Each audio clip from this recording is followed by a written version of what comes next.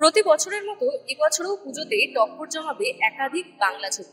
তার মধ্যেই আজ হয়ে গেল পথিকৃৎ বসুর ছবি শাস্ত্রীর ট্রেলার লঞ্চ, যেখানে উপস্থিত ছিলেন সোহম চক্রবর্তী, দেবশ্রী রায়, সৌরসিনী মৈত্র সহ অন্যান্য সকল কলাকুশলীরা।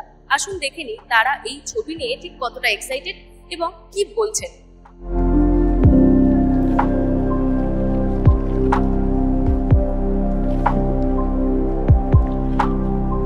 আমার চরিত্রটা নিয়ে বেশি বলা যাবে না, একটু রহস্যময় চরিত্র। ট্রেলারে একটা শটের বেশি রাখিনি ওই জন্য, কারণ বেশি কথা বলা যাবে না আমার চরিত্রটা নিয়ে। তবে এইটুকু বলতে পারি, আপাত দৃষ্টিতে খুব সাধারণ একটা লোক, কিন্তু ছবির শেষে গিয়ে একটা প্রশ্ন উঠে যায় যে লোকটা আসলে কে ছিল। এর বেশি বলা যাবে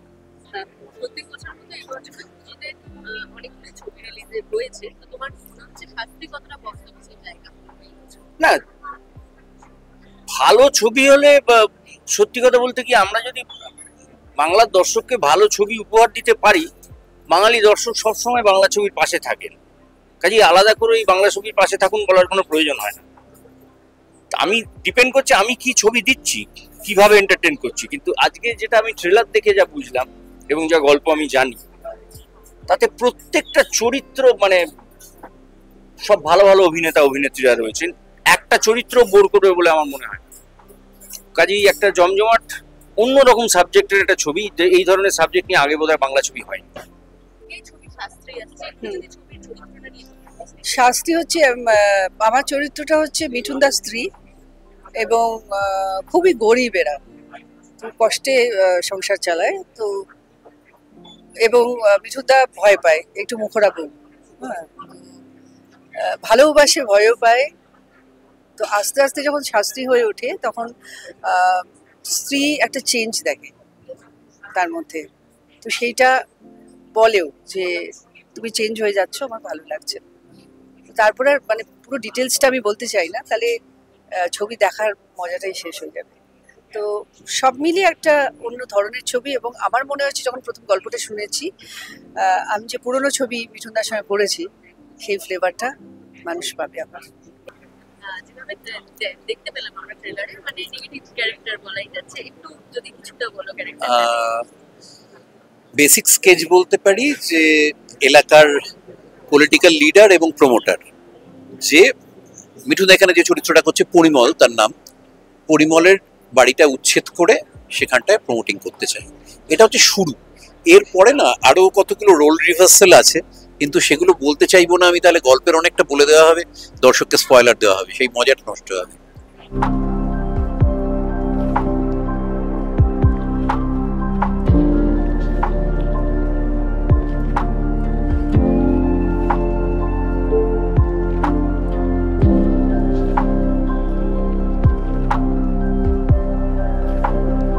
প্রথম কথা একটু বলতে চাই, এই ছবিটা আমার কাছে অনেক দিনের একটা জার্নি, প্রায় 3 বছরের একটা জার্নি। আমি অনেকের কাছে নিয়ে গেছিলাম ছবিটা, এবং ফাইনালি আমি ধন্যবাদ জানাতে চাই Soham entertainment and creative solutions, যারা এই ছবিটাকে প্রথম ইনিশিয়েটিভ নিয়েছিল। এবং আমার থেকেও বেশি স্বপ্নটা হয়ে গেছিল বিট্টুদার, কারণ ও প্রথম দিন থেকে দৌড়ঝাঁপ করে, প্রথম দিন থেকে মিঠুনদার কাছে, তারপরে দেবশ্রীদি, তারপর পুরো জিনিসটাকে অর্গানাইজ করেছিল বিট্টুদা।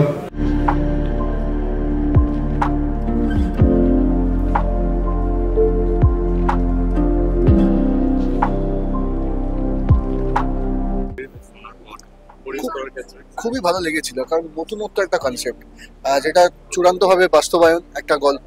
যে হ্যাঁ, সত্যিই তো কোথাও তো একটা বিশ্বাস নিয়ে একটা টানাপোড়েন আমাদের চলে, যে সুপার ন্যাচারাল পাওয়ার উপরে নাকি সায়েন্স উপরে, এবং এই বিশ্বাসটা নিয়ে কোথাও একটা লড়াই চলতে থাকে, এবং প্রত্যেকেই এক একটার ওপর আমরা বিশ্বাস করে এগোতে থাকি।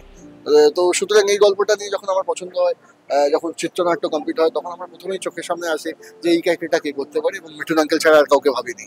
তো সুতরাং ফার্স্ট মিঠুন আঙ্কেলকে ফোন করে যাই, আমাকে বলে দেখ যদি পছন্দ না হয় তাহলে কিন্তু করবো না। তুমি শোনো, না বলতে তো 2 মিনিট লাগবে, বাট তুমি শোনো। শুনে যখন বললো বিট্টু বহুত সাল বাদ পুরো শরীর में ऐसा गुदगुदी हो गया, মানে উনি এতটাই শুনে এক্সাইটেড হয়ে পড়েছিলেন। বললাম ডান, এবার বাদ বাকি তোমাকে পুরো কমপ্লিট করে তোমাকে আসছি এবার। তো তারপর আবার সেই চিত্রায়নটা নিয়ে এগোই, ওনাকে শোনাই, ওনার সাজেশন নিই, যেখানে যেখানে কারেকশনগুলো করার ছিল সেগুলো করা হয়, আবার সবটা মিলিয়ে এগোতে থাকি। অ্যান্ড ফাইনালি প্রায় 24-25টা ড্রাফটে গিয়ে আমরা কমপ্লিট করি।